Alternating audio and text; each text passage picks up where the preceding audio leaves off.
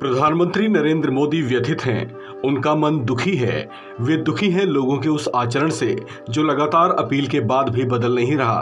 अपने इसी दुख का जिक्र प्रधानमंत्री मोदी ने मन की बात कार्यक्रम में भी किया। पीएम मोदी ने मन की बात के 89वें कार्यक्रम से देश की जनता को संबोधित किया। इस दौरान कई बातों पर उन्होंने प्रकाश डाला, बहुत सी बातें साझा की।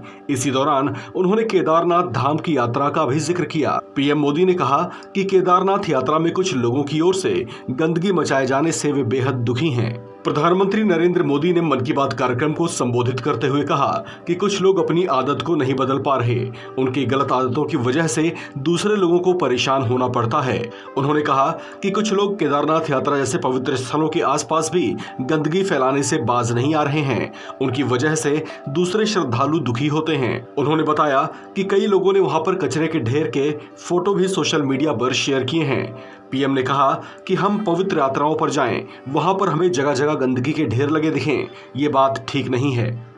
हालांकि पीएम मोदी ने इस दौरान ऐसे श्रद्धालुओं का भी जिक्र किया जो केदारनाथ दर्शन और पूजा के साथ साथ वहां पर स्वच्छता का बीड़ा भी उठा रहे हैं। पीएम ने कहा कि ऐसे लोगों से बाकी श्रद्धालुओं को भी प्रेरणा लेनी चाहिए।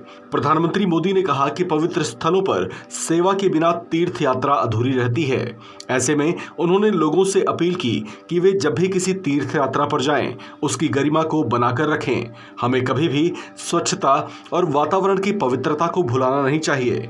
पीएम ने कहा कि ऐसे में नागरिकों को स्वच्छता के मूल मंत्र को भी याद रखना चाहिए। अपने संबोधन के दौरान पीएम मोदी ने उत्तराखंड के रुद्रप्रयाग निवासी मनोज बेंजवाल का भी जिक्र किया। मनोज बेंजवाल अपने दम पर चारधाम यात्रा में शुचिता और स्वच्छता का कार्यक्रम चला रहे हैं।